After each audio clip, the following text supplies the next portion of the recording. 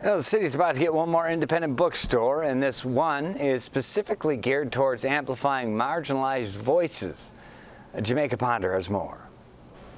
Call and Response Books is planning to make its Hyde Park debut in just a couple of months, and from the turnout at their most recent event, it seems like the city's readers are ready to welcome the shop into town. Sometimes, for something to come together, first, it's gotta be taken apart. We currently have some people helping us remove the tile from the floor, so that's gonna take a few days to just get rid of all this debris in here. Courtney Belzo is the owner of soon-to-open shop Call and Response Books. And right now, she's the one overseeing all the construction. This is the first day and everything's going really, really quickly, which is fantastic. She works from her makeshift office in the blank canvas that will soon be the entrance to her bookstore. I have had this dream of having a bookstore for a few years now, but it still felt like just like a dream that I would have like maybe when I was like much older or I had more time in my hands or something like that. But instead, it's happening now, with the opening date set for sometime this April. People have been emailing, sending messages, like, you know, they're trying to get their books that are written by Black women, Black people, people of color, yeah. Belzo's one of just a handful of booksellers dedicated to centering Black and brown voices, which means her inbox stays full.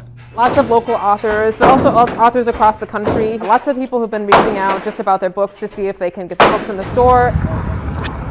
And what time she does have on her hands grows increasingly sparse by the day, between getting the storefront ready and hosting events around the city.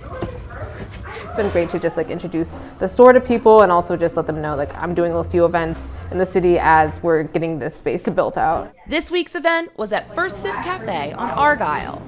And I want to just collaborate with some other establishments in the city that were owned by people of color specifically, and so that's why I got the idea to also reach out to First Sip. The two businesses are collaborating on an adult book fair. I just wanted to emulate the feel of a Scholastic book fair, because I feel like you're overwhelmed with books at Scholastic book fair. There's no way you can escape the books at a Scholastic book fair.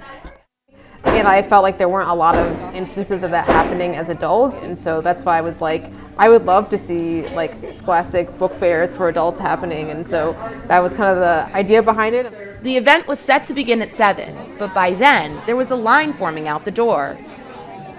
This is like really crazy. It's like 7:05 and there's like a million people here. We're gonna start now. I'm so sorry we are a couple minutes behind. Belzo had brought over 200 books with her. Oh, this one's a movie. This one's a movie. After the 2-hour event came to an end, she'd sold nearly 75% of her inventory. I feel really excited. Like, this is an insane number of people. Over 100 customers and a little over $3,000 in sales just in one night. And they haven't even seen the storefront yet. Call and Response is meant to be more than just a bookstore. Courtney plans on hosting community events for all ages, inviting people to read, shop, and stay a while. And I just think this is a great way to wrap up Black History Month, don't you think? I think it's perfect, Jamaica. Love it. Thank you.